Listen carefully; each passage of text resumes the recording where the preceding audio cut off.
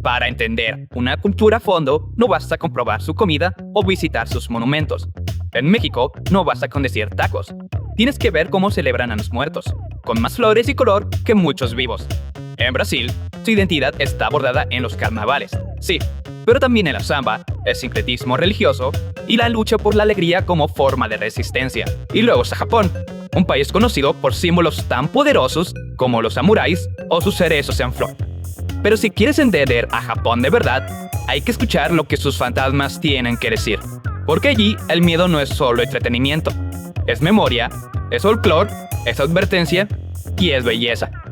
Por eso hoy vamos a hablar de Yami Chibai, una serie de relatos breves que, en menos de 5 minutos, te enfrenta a lo más profundo del imaginario japonés. Para entender Yami Chibai hay que viajar atrás en el tiempo, a un Japón de callejones polvorientos, bicicletas con parlantes y niños sentados en el suelo esperando el espectáculo. Antes de que existieran los cines o los smartphones, existía el Kamichibai, el teatro de papel. En los años 20 y hasta bien entrados los 50, los Kamichibai, literalmente el señor del Kamichibai, recorrían barrios y pueblos en bicicleta, cargando una caja de madera plegable, unas cuantas láminas ilustradas y un montón de caramelos. Eran como youtubers que te vendían VPNs entre medias. Cada imagen representaba una escena, y el narrador la deslizaba una tras otra, dando vida a los personajes con su voz, su ritmo y en ocasiones hasta con efectos sonoros hechos con la boca.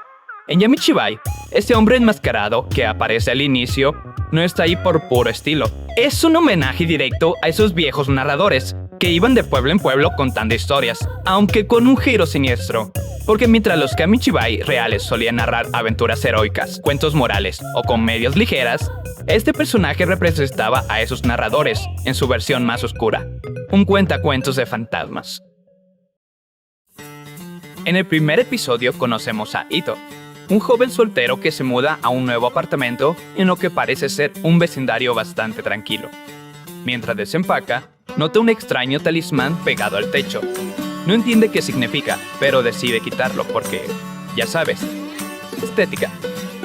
Poco después, al mirar por la ventana, ve a una mujer observándolo, fijamente desde el edificio de enfrente. No dice nada, solo mira. Al día siguiente regresa del trabajo y encuentra su puerta entreabierta, pero no le dio importancia. Ve otro talismán en el mismo lugar y lo arranca otra vez, porque claramente, si un talismán aparece 2 veces en el mismo sitio, lo lógico es volver a arrancarlo, aunque esta vez la mujer aparece justo detrás de él.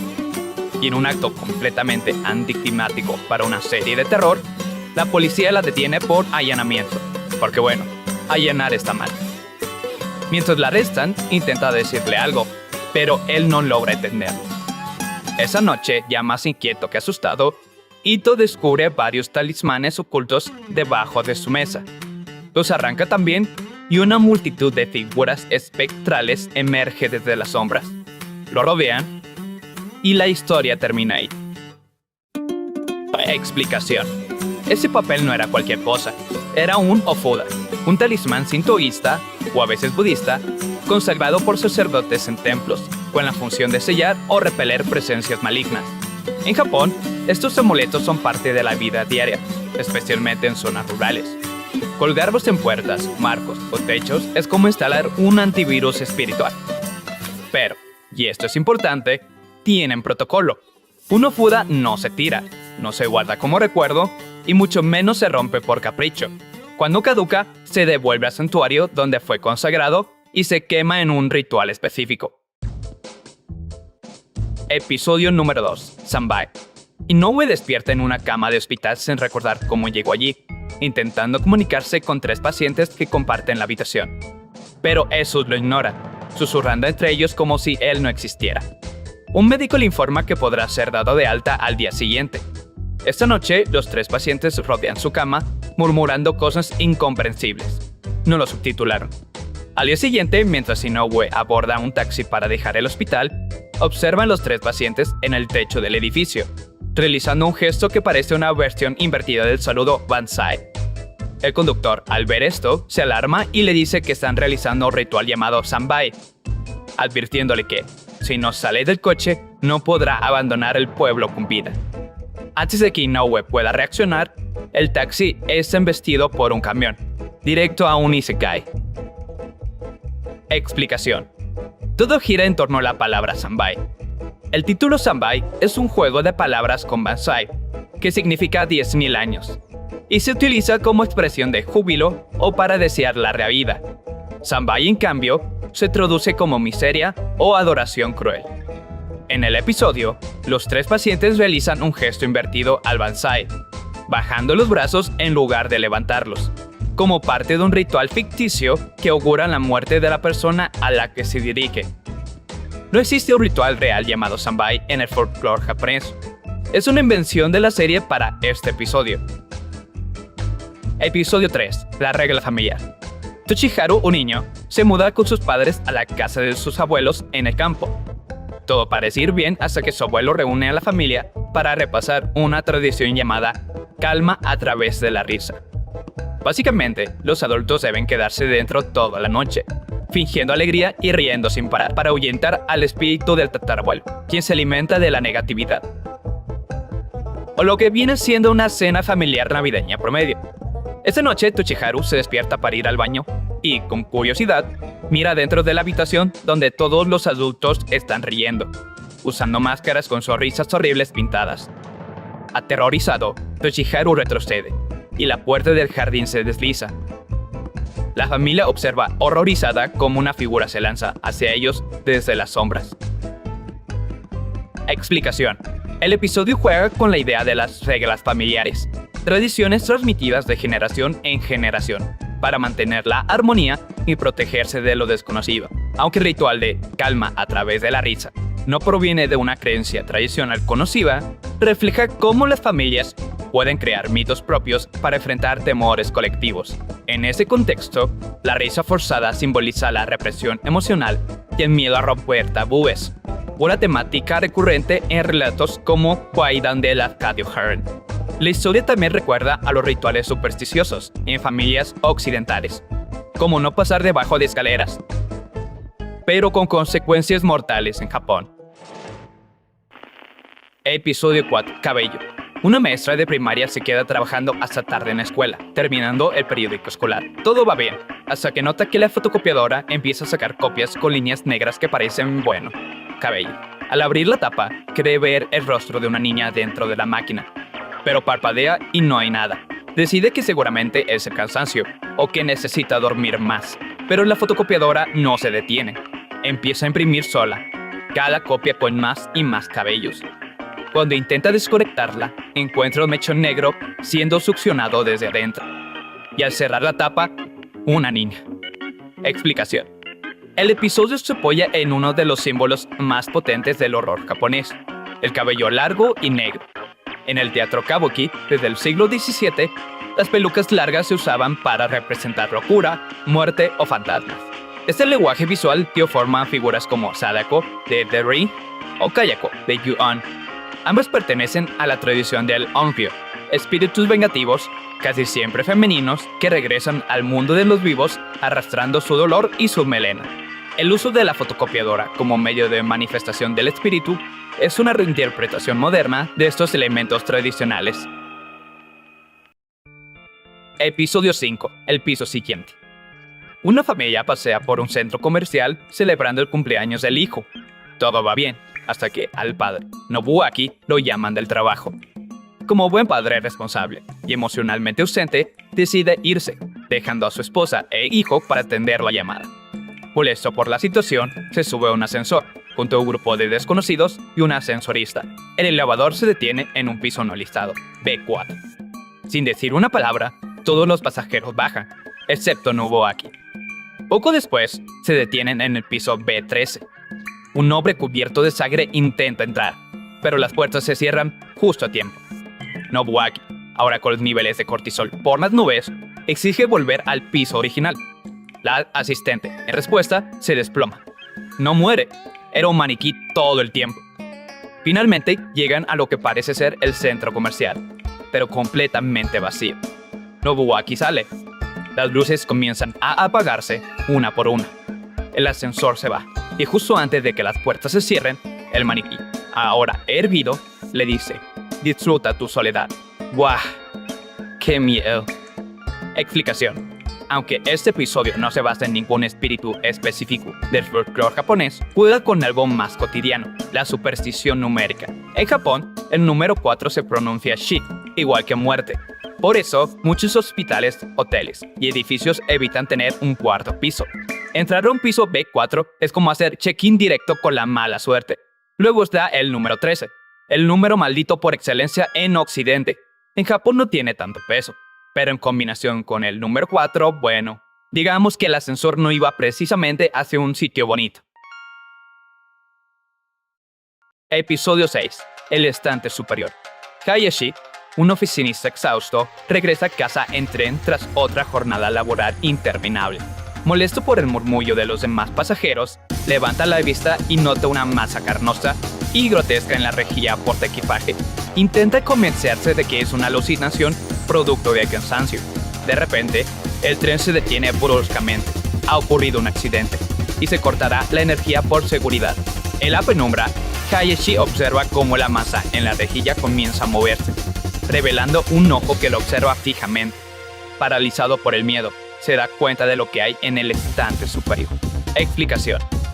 Este episodio no adapta una leyenda urbana concreta, pero sí se siente parte de ese mismo ecosistema. En Japón, muchas leyendas urbanas ocurren en lugares públicos, baños escolares, túneles abandonados y por supuesto trenes. Aunque la criatura de la rejilla no tiene nombre ni explicación, su presencia recuerda a casos como Teke Teke, el fantasma de una mujer partida por la mitad que se arrastra por estaciones y vías férreas, o Kisaragi Station, una historia de internet sobre una estación que no debería existir. La criatura en este episodio parece un invento original, pero su diseño encaja con el estilo de muchos yokai modernos. Amorfa, silenciosa, observadora.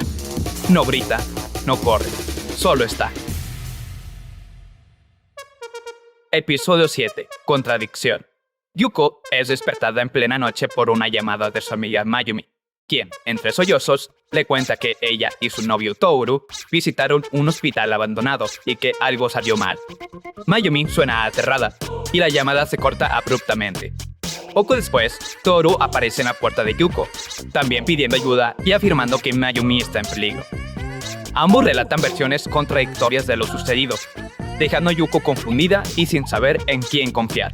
La tensión se intensifica cuando las versiones de Mayumi y Toru se vuelven cada vez más inconsistentes y Yuko comienza a cuestionar la realidad de la situación. El episodio culmina con Yuko enfrentando una decisión difícil. ¿A quién creer? Vaya, una pareja tóxica normal. Explicación. Aunque este episodio no se basa en una leyenda urbana específica, retoma elementos comunes en el folclore japonés, como las voces fantasmales, que imitan a personas conocidas para engañar a los vivos. En la década de 1990, Japón experimentó una fascinación por las llamadas malditas, historias de teléfonos que sonaban en medio de la noche con voces de seres queridos fallecidos. Eran todo un subgénero de terror. Y seamos honestos, aún más creíble que algunos mensajes de tu ex. Kenji visita a su amigo Takeru en un tranquilo pueblo rural.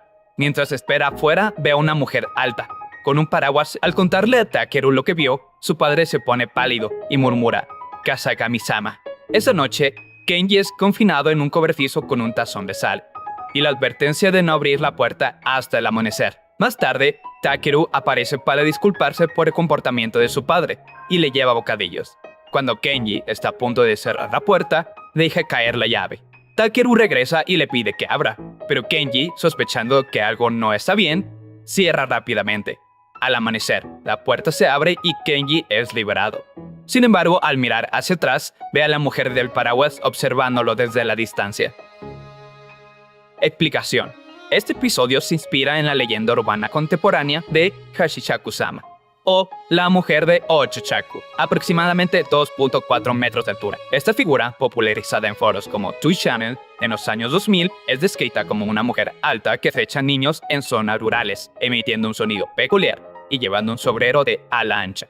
Aunque la entidad en el episodio es llamada la diosa del paraguas, comparte similitudes con Hashishaku-sama, su altura imponente, su fijación con los niños y su presencia en entornos rurales.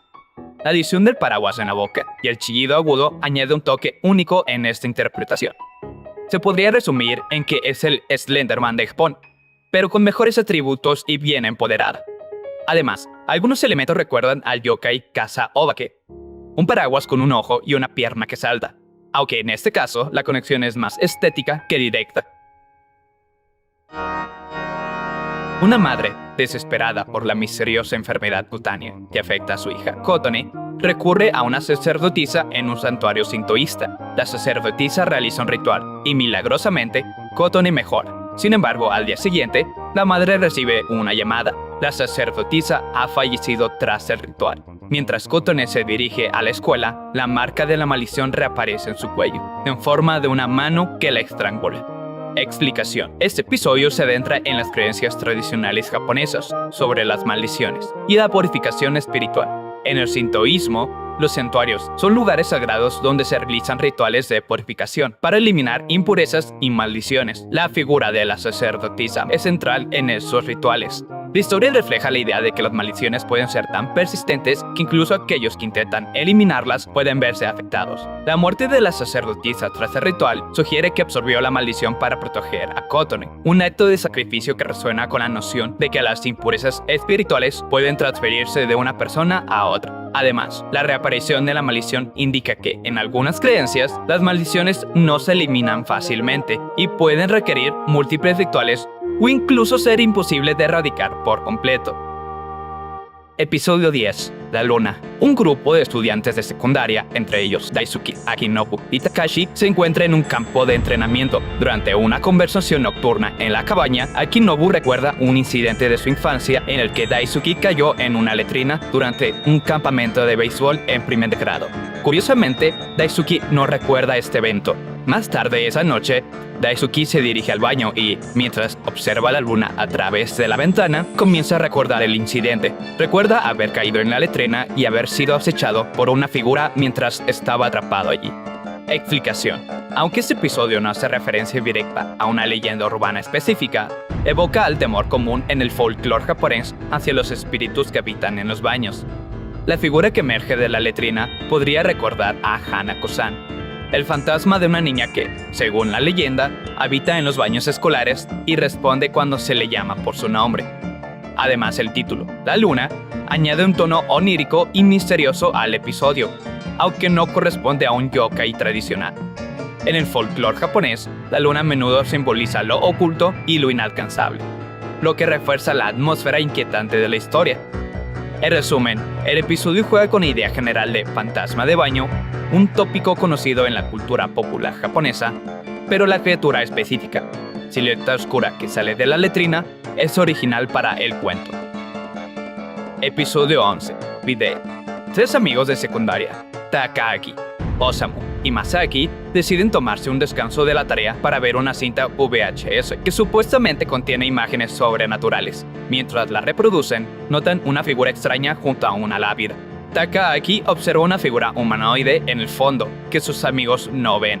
Al rebobinar la cinta, la figura aparece más cerca y mira directamente a la cámara. Takagi, confundido, se da vuelta y descubre que sus amigos han adoptado apariencias monstruosas, cuestionándolo con voces distorsionadas sobre lo que ha visto. Explicación. Este episodio se inspira claramente en el tropo de las cintas malditas, popularizado por películas como Ringu, de 1998, donde una grabación desencadena eventos sobrenaturales. La figura que emerge del video simboliza cómo lo sobrenatural puede infiltrarse en la vida cotidiana a través de la tecnología, aunque no se basa en un yokai específico. La historia refleja el miedo contemporáneo a la tecnología y su potencial para perturbar nuestra realidad. Episodio 12. Tomonari-kun. Keiko, un estudiante de secundaria, regresa a su complejo de apartamentos y encuentra a 5 niños pequeños sentados alrededor de una sombra negra en el patio. Los niños presentan a la sombra como su amigo, Tomonari-kun, e invitan a Keiko a jugar con ellos. Ella declina educadamente, prometiendo jugar más tarde. Al día siguiente, los niños vuelven a invitarla, pero Keiko rechaza nuevamente debido a su trabajo de medio tiempo. Esa noche, los niños llaman a su puerta, diciendo que Tomonari-kun la está visitando, señalando una sombra negra en su techo. Asustada, Keiko intenta alejarlos, pero la sombra se manifiesta con una cabeza que le recuerda su promesa antes de absorberla. Los niños observan desde afuera mientras sus pies cuelgan del techo, comentando que Tomunari-kun parece feliz. La escena final muestra a los niños sentados alrededor de dos sombras en el patio. Explicación. Aunque Tomunari-kun no corresponde a una leyenda específica del folclore japonés, el episodio evoca elementos comunes en las historias de fantasmas infantiles. La figura de un espíritu que busca compañía y se manifiesta a través de sombras recuerda a los Sashiki Warashi, espíritus infantiles que habitan en casas y traen buena fortuna si se les trata con respeto. Sin embargo, a diferencia de los Sashiki Warashi, que son generalmente benignos, Tomunari-kun muestra un comportamiento más siniestro, similar al de un yokai creado por la imaginación colectiva. Episodio 13. Atormentador. Un grupo de niños observa una casa misteriosa a través de binoculares, buscando al atormentador, una entidad que supuestamente hace desaparecer a las personas. Uno de ellos, Masahiro, se retira asustado. Los otros dos, Shouta y Taichi, ven a los ocupantes de la casa salir con los ojos vendados, seguidos por una figura que contorsiona sus extremidades. Taichi, al mirar directamente a la criatura, entra en shock y se marcha. Al día siguiente, Shouta descubre que Taichi ha sido internado, y su familia intenta contenerlo mientras se retuerce incontrolablemente. Explicación. Este episodio se inspira claramente en la leyenda urbana japonesa del Kune-Kune, una figura blanca y delgada que se retuerce en campos abiertos. Según la leyenda, observar al Kune-Kune de cerca puede causar locura o incluso la muerte. La criatura suele aparecer en días calurosos de verano y es visible solo desde la distancia. La representación del Kune-Kune en este episodio es fiel a la leyenda, una figura retorcida que induce comportamientos erráticos en quienes la observan directamente. El uso de binoculares simboliza la curiosidad humana y cómo esta puede llevar a consecuencias desastrosas. En conclusión, cada episodio de Yamishibai no solo entretiene con historias de terror, sino que también actúa como espejo de la mentalidad japonesa, transmitiendo enseñanzas arraigadas en su cultura, tradiciones y valores colectivos, como respetar las tradiciones y rituales, incluso si su significado no es evidente. La presión social sobre los jóvenes para no abandonar las responsabilidades locales por la existente crisis de despoblación. Ser un buen niño y mantener la armonía familiar, aunque implique represión emocional. La tecnología como amplificadora de traumas de género no resueltos. Las decisiones egoístas, como abandonar a la familia, conducen al aislamiento. El karoshi, muerte por exceso de trabajo, la consecuencia de una sociedad que glorifica la productividad, donde el agotamiento se normaliza pero nunca se confronta. La verdad es subjetiva. Confiar ciegamente en otros puede ser riesgoso. El miedo a la vulnerabilidad infantil en zonas rurales despobladas. Se refleja el concepto de giri, deber social. Sacrificio como acto de amor colectivo y el cómo las instituciones tradicionales son insuficientes para problemas contemporáneos.